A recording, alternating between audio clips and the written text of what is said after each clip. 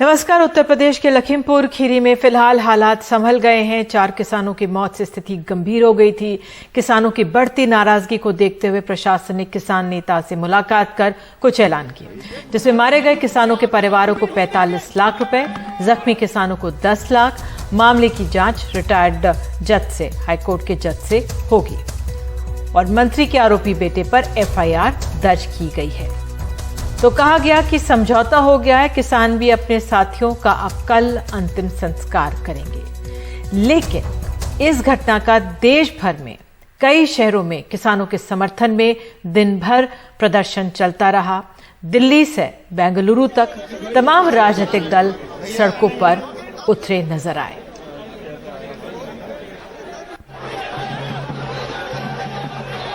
खीरी में पहुंच रहे नेताओं को या तो रोका गया था या हिरासत में लिया गया। एनडीटीवी से बात करते हुए प्रियंका गांधी ने कहा, ये लोकतंत्र के साथ खिलवाड़ है, सरकार बौखला गई है।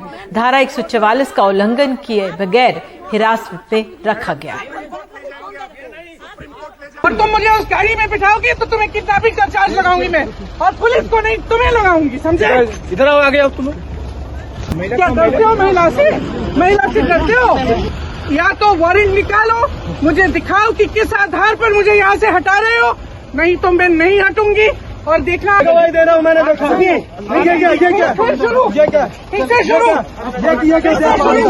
लोगों को मार सकते हो, किसानों को कुचल सकते हो, तो समझ रखा है कि हमें भी रोकोगे।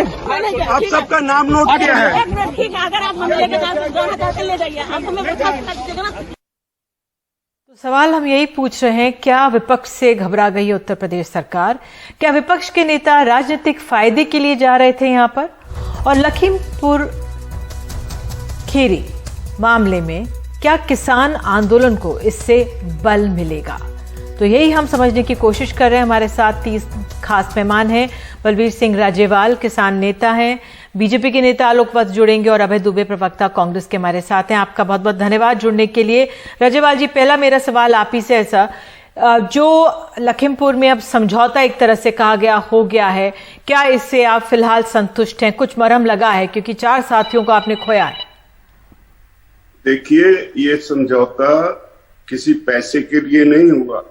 घर का कोई सदस्य चला जाए उसकी कीमत पैसा नहीं होता, उसकी कीमत घर वाले जानते हैं। ये तो हमारी तरफ से एक कोशिश है कि ये जो घटना हुई है इससे आगे हिंसा ना बढ़ जाए, उसको कंट्रोल करने के लिए, इसको पीसफुल रखने के लिए हमने अपना मन समझा लिया है कुछ ना कुछ। जबकि एफआईआर दर्ज हो चुकी है और इंक्वायरी के लिए ऑर्डर किए जा चुके हैं कि हाईकोर्ट का कोई रिटायर्ड जज इंक्वायरी करेगा। ऐसी जो बातें कही गई हैं, इससे घर वालों को भी कुछ तसल्ली मिलती है और आम लोगों को भी।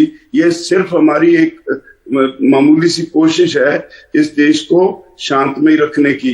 भाजपा का चेहरा नंगा हो गया है जब उसके मंत्री, जो इस केस में खुद दोषी हैं, वो धमकी देके दिल्ली से यहाँ आए, किसानों को धमकाया, और दूसरी तरफ हरियाणा के मुख्यमंत्री ऐसी ही धमकियां देते हैं। तो इसका मतलब है ये एक षड्यंत्र है मोदी सरकार की तरफ से देश में दंगे फैलाने का, और हमेशा दंगों से इन्होंने गेन किया है और हम उसको दंगे नहीं होने देंगे।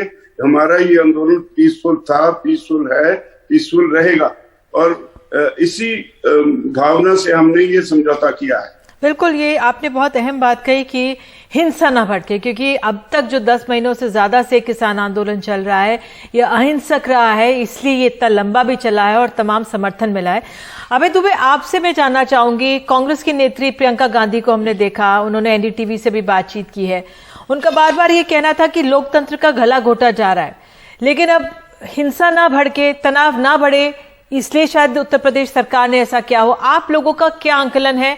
और प्रियंका क्या अभी भी हिरासत में ही हैं? उनसे क्या संपर्क हुआ है आपकी पार्टी का? देखिए, प्रियंका जी अभी भी हिरासत में हैं।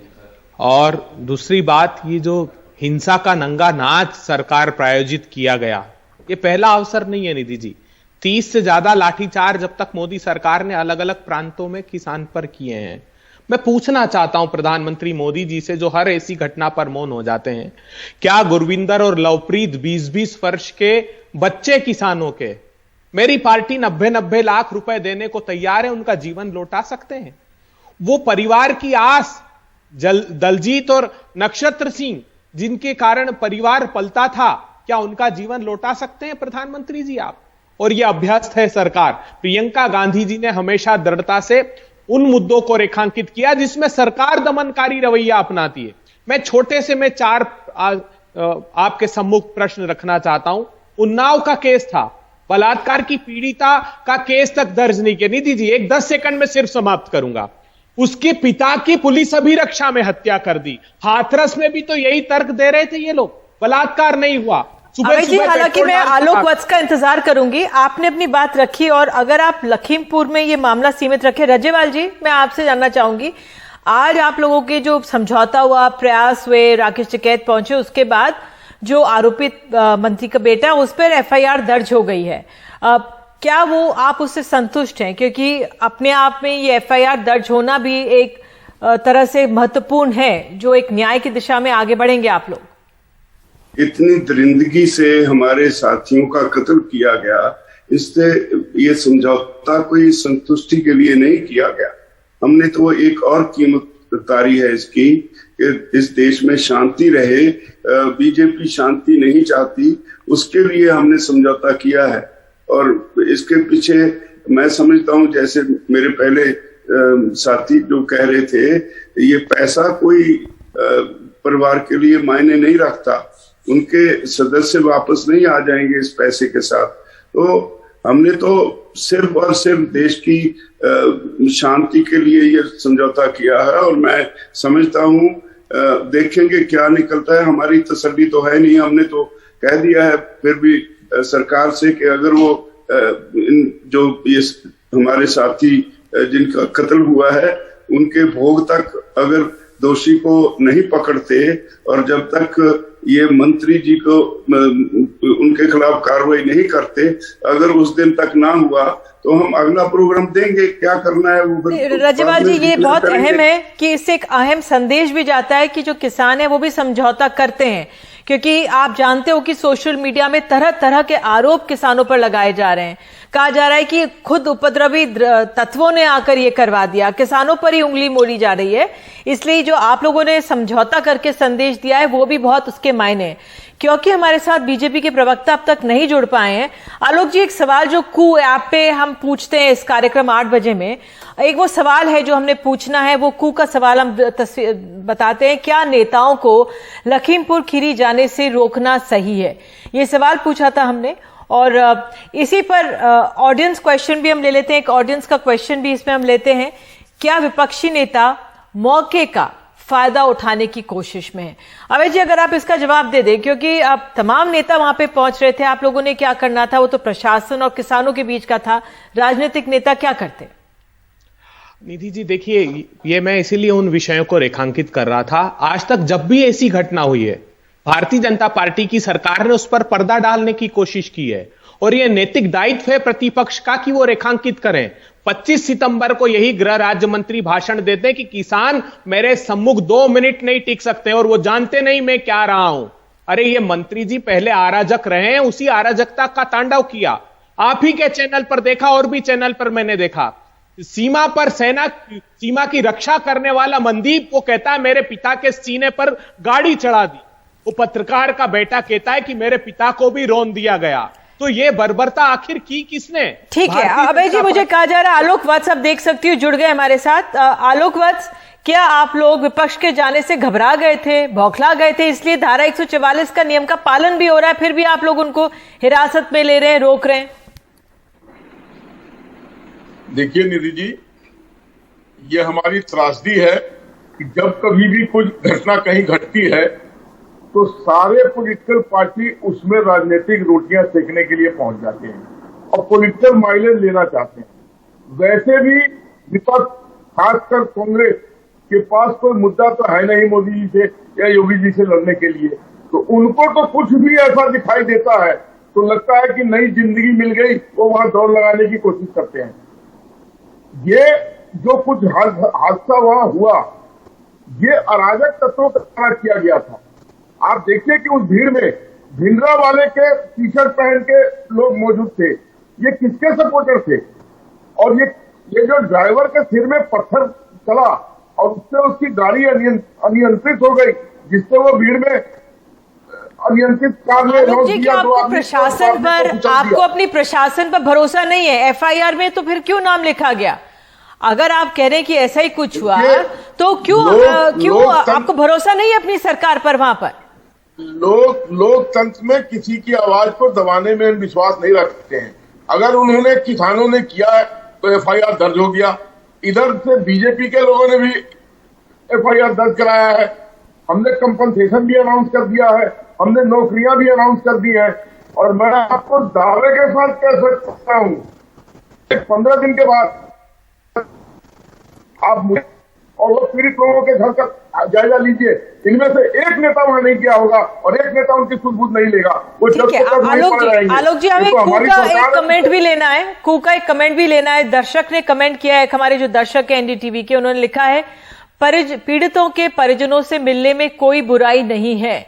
ये एक कमेंट आया है, इस पे आप बता दीजिए जल्दी से, क्योंकि वो कह रहे हैं भाई परेशान है, अगर कोई आकर ढांढस बढ़ाता है, सांत्वना देता है तो उससे बुराई क्या है? मन अच्छा होता है। बुराई नहीं है, कोई बुराई नहीं है मिलने में। लेकिन जब आपके जाने से वहां का माहौल बिगड़ जाए या वहां उग्र हो जाए भीड़, तो आप अपने मैसेंजर के थ्रू भी मिल सकते हैं। Send a worker there. आप अपने पॉलिटिकल कार्यकर्ता को भेज दीजिए और आपसे उसकी फोन पे बात करवा दीजिए। आपने जितना कुछ करना है उसके लिए अनाउंस कर दीजिए। जाने से ही सांत्वना देने का काम नहीं होता है, आपके मैसेंजर के थ्रू भी एक काम किया जा सकता है। ठीक है आलोक, आपका ये कहना है कि इससे हिंसा हो सकती थी, लेकिन सवाल विपक्ष, तमाम नेता विपक्ष के यही पूछ रहे हैं और लोकतंत्र में विपक्ष के नेताओं को भी आजादी है। अभय जी, आप एक कमेंट कुछ करना चाह रहे हैं संक्षेप में? बिल्कुल, देखिए आप दुर्भाग्य देखिए, विडंबना देखिए।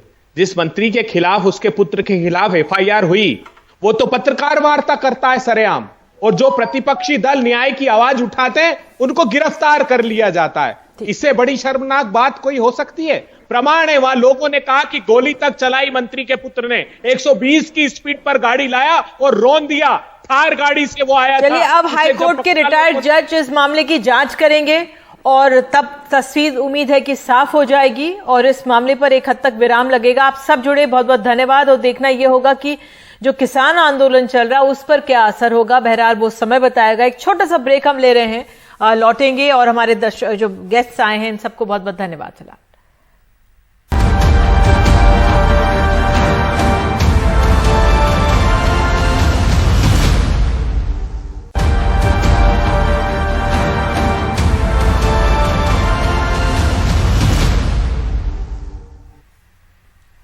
आइए अब सुनते हैं कि लखीमपुर खीरी मामले में अखिलेश यादव का क्या कहना रहा।